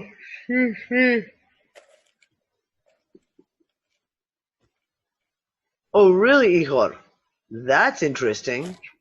Time fluctuating like water star, yeah. Yes, and she said she could see every drop. That's what she said. Every drop of water, like it was slowed down. Yes. Wild. I don't know. All I know is reality is extremely fucked now. Like it's morphing fucking daily. And the distractions right now that are playing out, anything they can do to keep people distracted with a topic, any kind of topic, and they don't care what topic it is. They'll just keep replaying the same fucking shit over and over again on a cycle. No pun intended. It's insane. And I hate to say it, but again, I'm seeing so many people falling for it. So many people are falling for the politics in the States right now. Oh my God. I've been wanting to walk around smacking people upside the head, being like, dude, seriously, midterm elections? What does that even fucking mean? Like, seriously, for fuck's sakes. Yeah. But yeah, no, but it won't calm down though, Moksha, because the elections is over. So now it'll go back to, migrant caravans that are going to invade America and take over everyone and steal their house and their job and everything else. And then when that is no longer working, it'll be something else that it's just every week there's like another couple new distractions that they throw in, because it's like they have to keep everyone in a perpetual loop of outrage. And a perpetual loop of, oh my God, either fear, anger, or just that panic. It's continuous. And if it's not a hurricane, it'll be a migrant crisis. If it's not that, it'll be I don't know, Linda. Why? Because of what might be coming? I don't know. Want the epitome of summing up how crazy they can get is this morning in Bucharest. I wanted to post the little video today, and I did. Literally, the day went by so fast. I didn't have time, but I'll post it tomorrow. It's basically this morning around maybe 9-ish in Bucharest, Romania, Eastern Europe. Suddenly, alarms went on. Like wartime alarms, like sirens. Like air raid sirens? Exactly. I didn't even know they had those. I didn't even know these still existed. And I shit you not, I just started laughing. I was like, come fucking on. What the fuck? Thing is, I looked at my Romanian, Facebook feed. Half the people were freaking out that we just had a 6-pointer, a 5.9 earthquake that was downgraded later by NOAA, blah, blah, blah, but it was exactly just about a week ago. So half of the people were freaking out, thinking, which is not logical, that the alarms, the sirens meant, oh my God, huge one, the big one is coming, run. And they freaked out. And the other half thought, guess what? The Russians are coming! Oh my God. But how, this was the epitome of ridiculous. But what happened probably for those poor people is that they spent the fucking rest of the day being even more anxious, more frustrated, more scared, took it out on anybody that crossed their path, and were probably pissy all day because of that. Yep. Because it's a trauma when you don't know. The siren thing is very, very shocking. Yeah. Sirens are one of the biggest traumas, and actually when we were in the activist days and literally like occupying streets and things, a military police guy that was actually not a total asshole told me that they actually use, fake, i.e. empty ambulances. When they have big crowds, they'll make ambulances go up and down the street. It's actually the same one who will go around every 5-10 minutes with all the sirens blaring, because the sound of an ambulance is fearful to everybody. It does create a hardwired. Yep. It's like, oh, somebody got hurt, or there's a big accident, there's something bad somewhere. So it does create that body triggers that little instinctual panic a little bit, and they do it on purpose. They actually even use that on purpose. Yeah. Sometimes. I'm not surprised. Listen, I can remember once, and I was young. I was really, really young. And I was living in the Toronto area, and I was at my grandma's house. And they had air raid sirens go off. And I can't remember what it was. But there was a very specific reason, because I remember it being on the news that night, that they used the air raid sirens because something had happened. and I can't remember what it was. But I remember watching my grandma react to the sirens. Now, she's from England. She lived through the Second World War in England, where air raid sirens were. And I watched her entire body literally go and go that instant. She went white as a sheet and literally panicked for a split second. My grandma is one of the most calm people you would have ever met.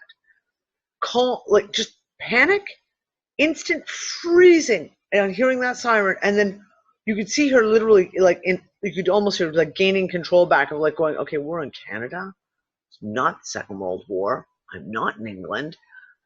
There must be something, and go, well, we better go look at the TV to see why they just set off the air raid sirens. But yeah, that was her instantaneous reaction was like, as soon as she heard that. It's a very, very powerful weapon. Well, we're getting right to the end here. I want to just put one last little thing out. We've had a bunch of our unfuckers who've had deaths in their family this week. Parents, like, I don't know, was it four unfuckers this week have either just lost a parent in the last 2 days or are about to lose a parent. In the last 3-4 weeks, I cannot believe how many deaths I've heard about. Young and old, not just like parents, so you're thinking, they're in their 70s or 80s, but young people as well. One of the other unfuckers just had another member of her family who was quite young die. We seem to see these in cycles, where it seems like a lot of people are suddenly leaving. And that's another one that I wonder about. Yes, Jane. Yes, Jane. That's exactly who I was talking about. I wasn't going to put names down.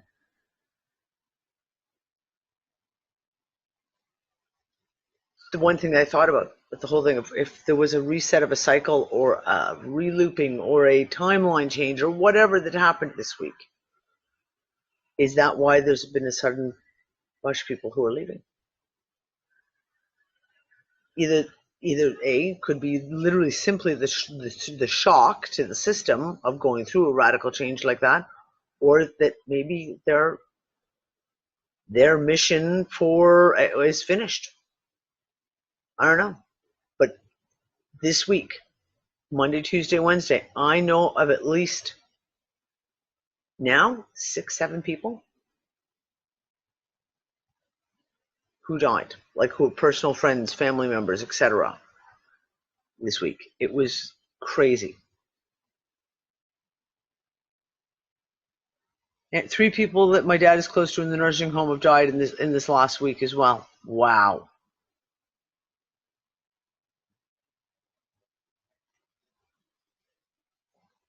Wow. I'm wondering when we see things like this, maybe is that another thing to add to the table? I hate to say it this way, and I don't mean it as evidence that there's been another flip, another switch, a loop, Nemo lost a cousin today, Gail? Holy shit. Like an insane amount. As a matter of fact, I would almost want to know if there's like some kind of a statistics that you could look at to find out.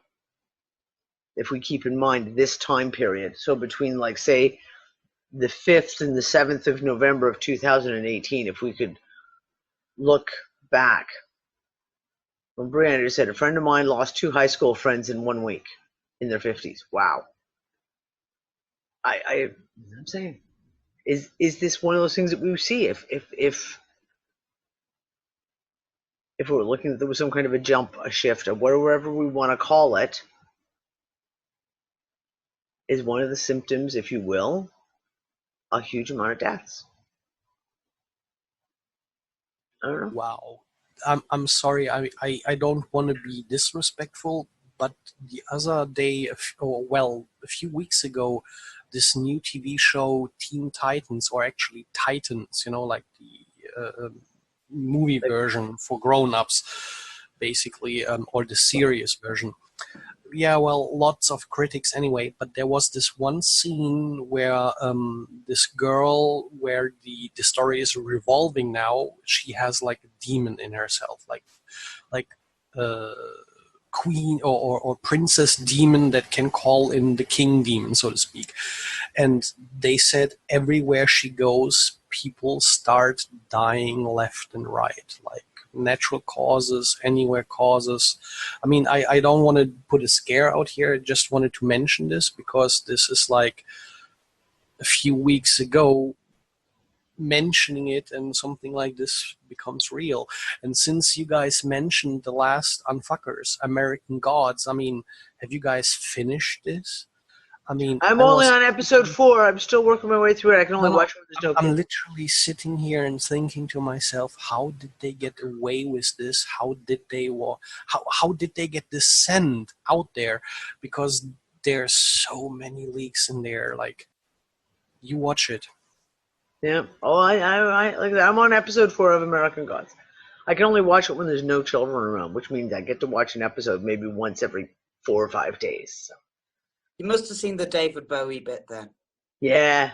Yeah, I saw that. Awesome. She talks in lyrics. Fucking awesome. Yeah. But isn't that the essence? Like, they're putting thought into something that becomes all of a sudden something called God, right? Like with a small g, so to speak. Like where the energy go or where the attention goes, the energy flows, right?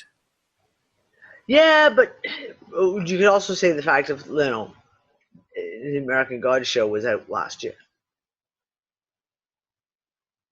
We just happened to come across it and start watching it in Unfuckers this past couple of weeks. But hey, listen, I've you know me, I talk about this all the time, that the whole Robert Heinlein thing, truly great authors, truly great creators actually create that thing that they make.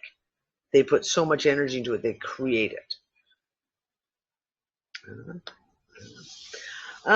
Anyways, we're at the end of our time for tonight. That was a good conversation, guys. Really good conversation. Oh, right. So announcement. I finally got off my ass, and I have built the Unfuckers library. It's bare bones at the moment, but the Unfuckers members site. So we've got. Hold on. I'm actually going to open it up so I can read what authors I've got. Oh shit balls. Hold on, because if I start reciting them, I'll forget like half of them. So I have got in the reading library now, I've got all the books written by Frank Herbert, including all the Dune books by his son James Herbert. Everything ever written by Robert Heinlein, Isaac Asimov, Arthur C. Clarke, Edgar Rice Burroughs, Philip K. Dick, Spider Robinson, Raymond Feist, Anne McCaffrey, Jack White, Jules Verne, Orson Scott Card, Ray Bradbury, R.A. Salvatore, Stephen Bruce, Neil Gaiman, Carlos Castaneda, Mercedes Lackey, and I have only the Darkover series by Marion Zimmer Bradley. I'm still looking for a PDF version of Mists of Avalon. So if anyone comes across it, send me the link. And then someone made a comment about someone who shall remain nameless, Jenny, about one of the specific books I talk about, which is that Genesis Antarctica. And I've had a PDF, and I've tried uploading it several times and putting it out publicly, and it gets wiped out instantly. That is in there, but to do that, I had to actually go through Danny's list of books. And so I started uploading those too. So there's a Danny file. If you go into the library, everything's onto a cloud, so you can go in and you just hit the link for each author, and you can go through and scroll through the books. But then there's one special one that's Danny's crap. It is completely unorganized. And at some point in time, I may even get someone to help me, because that's maybe 1/10 of the files in the books that I actually have. I just was scrolling through and going, okay, this one, okay, this one, this one, this one, this one, this one. So Maybe someone wants to volunteer to help me out to actually go through it and organize it by topic, because I've got a shit ton of stuff on the Nazi stuff, like and Hitler's stuff with all the going into all the esoteric and that kind of stuff. There's all kinds of topics, and I haven't even gotten through to like my other topics like health, et cetera, and I'll get all that uploaded too. But yeah, it's a mess, but feel free to go through, and anyone who's an Unfucker member, you can actually download the books if you want, or you can just read them right there. You can just open them up and read the PDFs right there on the cloud. So yeah, so the Unfucker library has been built. It's just started, if anyone has suggestions, as in if there's a collection of books that you would like to have put up there, or if you have a collection of books, ebooks that you want to put, yes, the entire Dune series is there. Yes, Brand, the whole Dune series is there.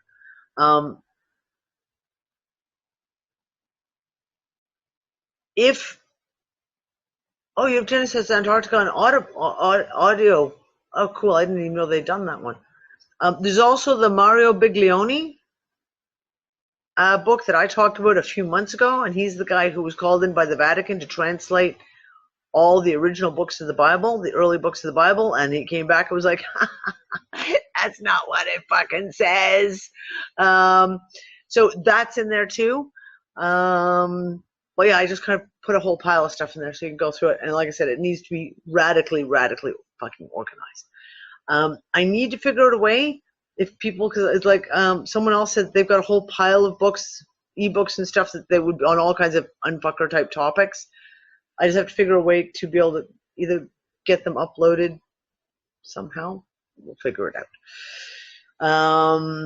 Yeah, so that's now available. And the really good copy, the fan version of the extended version of the Dune movie, not the one we watched on Sunday, but the one I watched the week before, is also in the library. So you can download that, or you can watch it right there.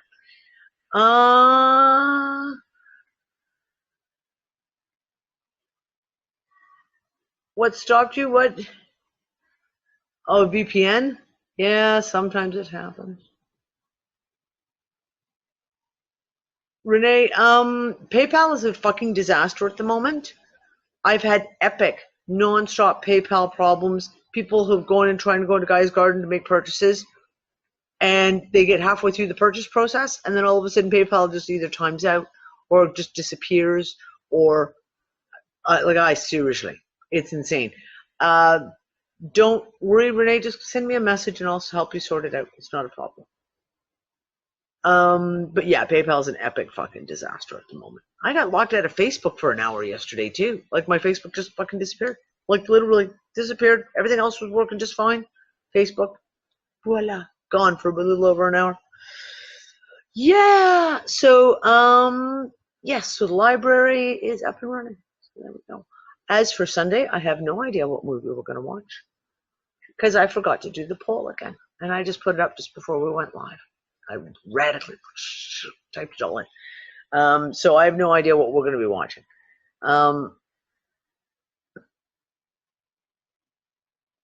Avatar. I'd like to watch Avatar again too, I have to admit. It's been probably about a year and a half, 2 years since I've watched Avatar. And actually, I don't know if it's probably been years since I've actually sat and watched the movie. Do you know what I mean? Like not getting up and doing shit and cooking and stuff. So is there a long version of Avatar? Is there like an extended version of like director's cut? There is. I always down the long versions, the extended versions, if I can. Okay. Well, should I be like non-democratic and say we'll watch Avatar then? I don't know. Everyone here seems to want it. Everyone's like, yes. Okay, right. Snap decision has just been made by the Unfuckers here attending live that we are going to be watching Avatar on Sunday. And JC, if you would be so kind as to find us the director's cut, that would be awesome. I've never seen that. Yay! What the heck? It's worth it. I mean, you can watch Avatar multiple times. I mean, you really have to watch it though. I mean, yeah. Like you said, that's what I'm saying. It's been a long time since I've actually sat and properly watched it. Like it's been years since I've done that. So I'm going to enjoy that. I will actually very much enjoy that. Stupid question. Well, everybody's still in the room. Yeah. Is that one? I mean, Avatar, if I remember, is a long movie already. Yes. I suppose the extended version. Are we talking like over 3 hours? Should we maybe think to start like we did start an hour early again? So I don't know. That's up to you guys, but if maybe start to think about it now, you know, as opposed to last minute while we're still all here. Okay, I'm gonna say that I'll put out a notice for sure. But there's a good chance if it is a long movie, and Avatar was long anyway, so a director's cut I assume is going to be that much longer, that we will start an hour earlier. Again, like we did this Sunday, we'll do the same thing this last Sunday, we'll do the same thing this Sunday. Start an hour earlier. And intermission. We will have an intermission. John, this is your notice. You got to create some intermission entertainment. Yeah, that movie's rough. It's a good 2 hours. It's a good 2.5 hours long. The Avatar, I'm used to watching that. It's a good 2.5 hours, easily. Okay, great. So the movie this Sunday is going to be Avatar. Decision has been made. And go hang out in the library. Go do some reading. If you have books or good suggestions, let me know, and I will go diving to see what I can find. And if anyone has some really good documents to add in, let me know, and we'll figure out a way to be able to do some uploading, whatever. And that's it for us. That's it for us for tonight. I will see you guys on Sunday for watching a movie. Yay!